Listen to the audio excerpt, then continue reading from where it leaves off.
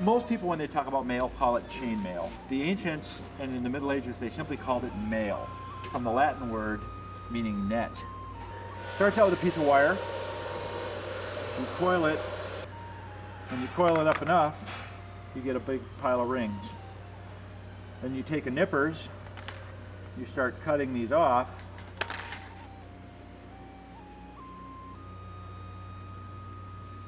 So you have a big pile of rings like this.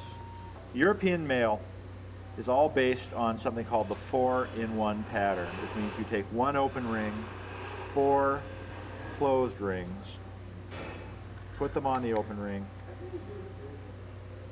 and then you close that ring up. Now, it doesn't look like much, but when you lay this out, I'll spread it out for you. What you'll see is you get a pattern where the top is going overlapping this way, the middle is overlapping at a right angle, and so on, back and forth. Now, if you were to carry these out, what you get is, you can see it right here.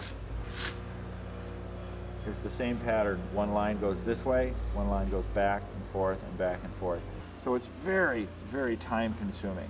Mail has always been a very slow process. But, you know, for 1,500 years, this was armor. There wasn't really plate armor. You had mail. As you can see, what's good about mail is, one, it's pretty effective at stopping a slash. Like if somebody cuts you with a sword, it won't really get through the mail. I mean, if you get really hit, it would, but it'll stop the most part. What it's no good at is stopping things like arrows. But basically, it's a metallic fabric. Making mail, technically, it's pretty easy. I mean, if you can make wire, you can make mail. They think that the Celts actually invented it sort of 500 BC, and then the Romans copied it, and then what you had in the Middle Ages. If you look at this mail, I mean, this is a shirt that's in for repair. The bad thing about mail in most modern makers is it's called butted mail. They just pinch like I was doing. You pinch the ends together. Historical mail, ancient stuff, like this, for example, is a 16th century mail shirt. Every ring on this garment is overlapped, flattened, pierced, and a tiny little rivet put into each and every ring. Now, it's hugely labor intensive. Now, you'll notice right off that the wire is a lot finer. The rings are about the same size, but the actual material is lighter.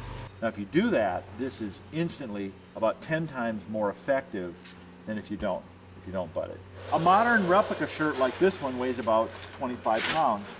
This original shirt, even allowing for the fact that some of the metal is just gone due to age, weighs about 12 pounds.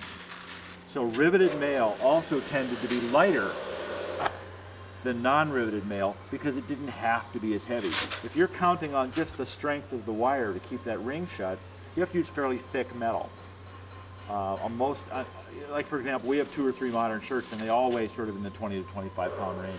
I have 3 original shirts and they all weigh between 12 and 16 pounds.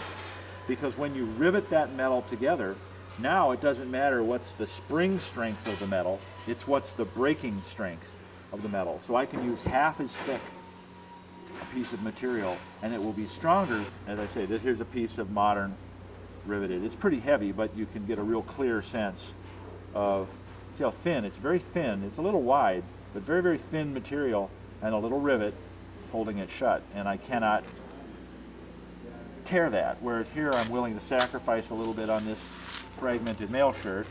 Here's a piece of butted mail. See, and it's tearing apart. I'll have to fix that later.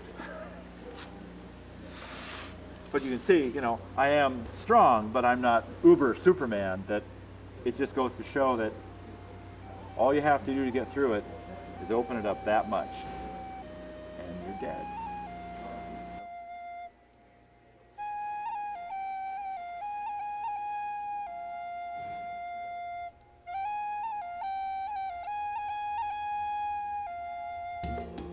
Minnesota Original is made possible by the State Arts and Cultural Heritage Fund and the citizens of Minnesota.